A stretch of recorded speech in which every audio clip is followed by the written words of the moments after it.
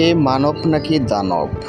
বাংলাদেশের উত্তরে অবস্থিত ব্রহ্মপুত্র থেকে বঙ্গোপসাগর পর্যন্ত প্রায় ৫৫০ কিলোমিটার নদীপথ অতিক্রম করেছে সাঁতরে মোহাম্মদ রফিকুল ইসলাম।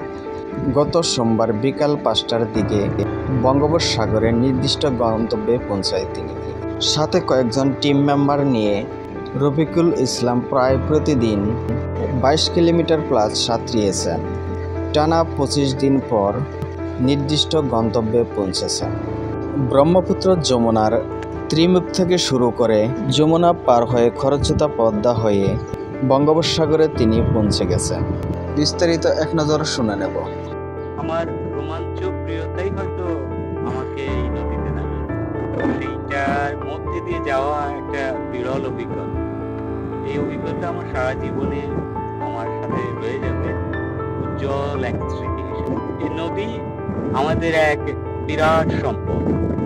এই সম্পদ আমরা কাছ থেকে দেখা, ভালোবাসা এবং তার যে আমাদের জীবনে অবদান, এইটা আমাদের বারবার স্বীকার করতে হবে। অভিজ্ঞতাটা হচ্ছে এবারই হচ্ছে প্রথম, যেহেতু আমাদের সাঁতার কাটছেন, সেই সাথে হচ্ছে তার ইতিহাসের সাক্ষী হয়ে থাকার জন্য তার প্রতিটা হচ্ছে পদক্ষেপ